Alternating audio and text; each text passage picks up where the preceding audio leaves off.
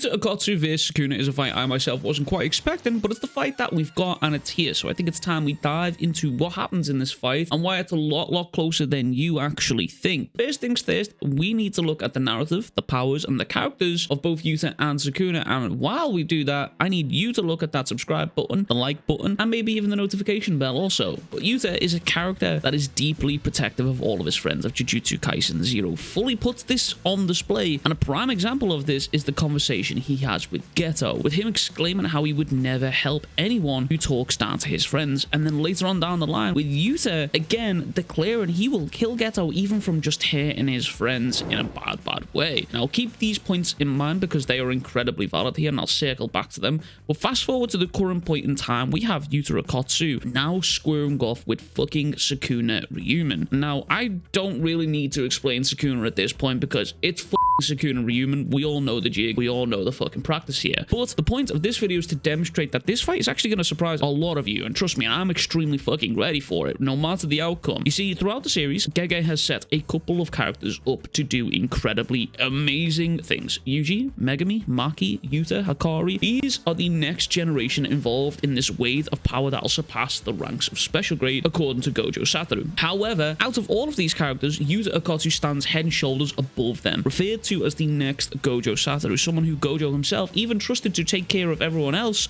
should anything happen to him, and someone who Gojo himself says will be as good as him someday alongside Hikari Kinji. Now Yuta, as it stands right now, is someone Sukuna knows a very small amount about, providing Kenjaku didn't really inform him. However, I'm not so sure Sukuna would be the type to want or ask for information on possible opponents. We know Sukuna and Yuta have only ever crossed paths once in a situation where Yuta demonstrated some of his powers, and this was during the Yuji extermination arc, where Yuta and Yuji had a small scuffle which led to Yuji being stabbed by Yuta after being held in place by Rika. Now immediately after this, Yuta instantly healed Yuji's heart as it stopped, and Sukuna noticed this and smiled, and you can interpret this in many ways. Sukuna being impressed, or Sukuna wanting that body for the same reasons he wanted Megami's. And outside of all this, no matter how way you phrase it, Sukuna knows almost nothing about Yuta Okkotsu and his powers, and again, this is all on the assumption that Kenjaku didn't tell him anything. However, to play devil's advocate, you could make the argument that based on these latest chapters, Sukuna referring to Rika as the Queen of Cases is information that realistically he should have never have heard, because I'm almost certain no one in the series outside of Jujutsu Kaisen 0 has ever called Rika that in the story since Sukuna has been around. In fact, I'm almost certain the only person to have outwardly said and named Rika as the Queen of Cases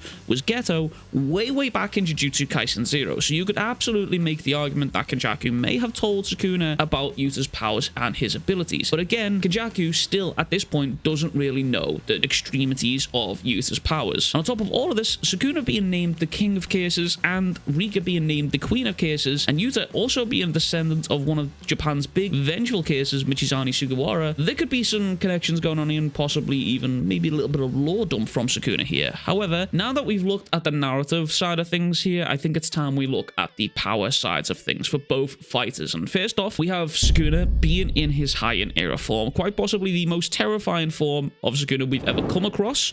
With 4 arms and an extra face, Sukuna is able to use techniques with full incantations and hand signs due to that creepy mouth stomach thing that he has going on, and still have the ability to fully defend himself from attacks. This is considered to be the perfect specimen for Jujutsu sorcery. However, as for techniques Sukuna is currently wielding, it is left very ambiguous. We know for an absolute fact Sukuna still has cleave and dismantle, and we've seen him use it multiple times after the Gojo fight. However, his regular cleave and dismantle since the time skip seems to have been minimized in damages against even grade 1 sorcerers like Kusakabe and Higuruma, with them now being able to use domain amplification and simple domains to outright either neutralize or basically dampen his attacks. It's also worth noting that these slashes used against Kusakabe and Higuruma had hand signs behind them before further strengthening their power. Sukuna noting that everyone's basic cursed energy reinforcement has drastically improved. Keep that in mind because that is also very important for Yuta Okkotsu also. Everything that these guys have gone through, Yuta has also most likely gone through also. Now, Sukuna is also incredibly fucking fast, dodging a piercing blood with speeds that made Choso wonder why Sukuna had just disappeared, and even Yuji had to struggle to keep up with him. Yuji, who himself has been shown to keep up with Maki. Now, outside of the cleaves and the dismantles, Sukuna hasn't shown us anything while in the Heian era form as far as we're aware, as the result of Gojo's fight with him him, Sukuna has been left unable to use his domain. This is all assumption, and it's also possible that with his reincarnation back to his original form, Sukuna may no longer have any access to the 10 Shadows techniques, but it's also yet to use that mystery box, the flame attack from Shibuya, as Kusakabe pointed out, but has also chose not to worry about it right now. With all that being said, I think it's time we look at Yuta. And Yuta right now, he is on a kill streak after beheading Kenjaku with an assist from Takabe. With Yuta showing speeds fast enough to blitz Kenjaku before Kenjaku's anti-grav activated, which as we know is a circular technique used when he fought against Choso and Yuki, meaning whatever angle Yuta had attacked from, Kenjaku's anti-grav should have hit and stopped the attack. So Kenjaku's CT activation was also fast enough for him to pull himself away from death and a black hole when he fought Yuki, meaning Yuta after this time skip is moving pretty fucking fast. However, he was already moving pretty fast pre-time skip. Pre-time skip Yuta was enough to keep up with Yuji, outrun Ryu's granite cannon, and then even further back here within JJK 0 caught Suguru Geto off guard with his speed, with Geto saying that he's getting even faster. Yuta has been known as the small speedy type of dude, not quite physically imposing but quite fast in that regard. That's not all that's changed here. You see, Rika has also grown immensely. Rika, when she last appeared in a partial manifestation, had hands that were around the same size as Yuji's head, and now they're enveloping Sukuna almost completely, who even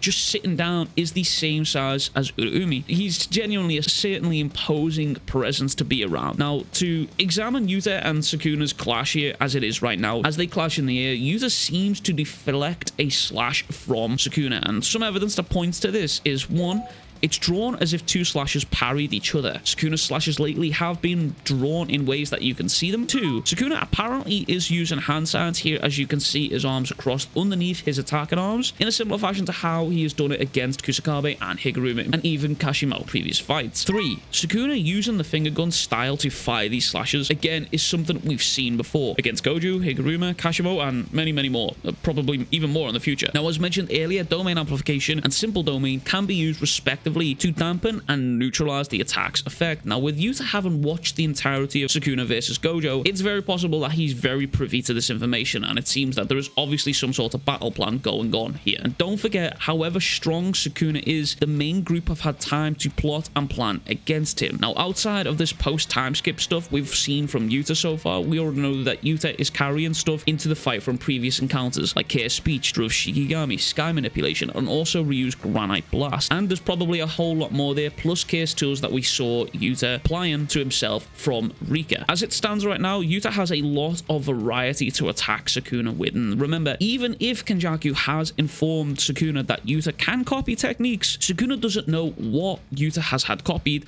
as they've not even interacted since Jujutsu Kaisen 0, and the last time they did interact, it was for Yuta to cut off Kenjaku's head, meaning that Sukuna is left in this tricky situation similar to Gojo in the later half of their fight. Gojo didn't use red willy-nilly and only used Lapse and Blue to avoid red being adapted by Maharaga. That left Gojo in a bit of a tricky situation, fighting with only one part of his kit, basically. Sukuna now also has to be careful of using techniques against Yuta, because as it stands right now, anything he fires at Yuta can just be fired right back at him. And if Sukuna has already used his slash, it's more than likely Yuta just gained a new technique here. There's also the one hand still floating around of Sukuna's after him chopping it off when Higuruma landed his sword strike. So if you're in the train of thought and the camp of thought that Rika needs to eat something to gain techniques, there's your evidence there and there to find out whether that's happened. And again, powers aside, I think it's worth looking at the situation and the current game plan that's going on. The students and Gojo have obviously cooked up a plan here within this time skip here. We've even seen them on multiple occasions talking about this, and we've also seen this plan in action with how they got rid of Kenjaku. At one point, Yuta was also referred to as insurance when he was going to abandon the plan to go and fight Maharaga and Agito, and even at that point, Yuta was confident that both him and Rika would be more than enough to take on Maharaga and Rika at this point. And on top of all of this, Yuta might not have just entered this fight alone. Remember, this is Jujutsu Kaisen after all. Yuji is still very much there and on the battlefield ready to fight against Sukuna. As well as this, we have Maki to wonder about, and if Rika can still transport people like she did in Jujutsu Kaisen 0, then it is entirely possible we might see Maki sneak attack Sukuna just like Toji snuck Gojo way back in the day. It's also possible that we might even see a theory that I've had come true, which I'm praying doesn't come true, but I could see it. That theory is, if Maki joins the battle with Yuta here and is here causing some sort of awakening for Yuta and Rika. I mean, Rika has been shown to grow in power while in battle twice now. Once against Geto, where her eye opened, and this is also referred to as her awakened form. And then the second time in the Sendai colony when Rika's eye opened again, when her gears ratcheted up a notch as she was trying to get into the domains.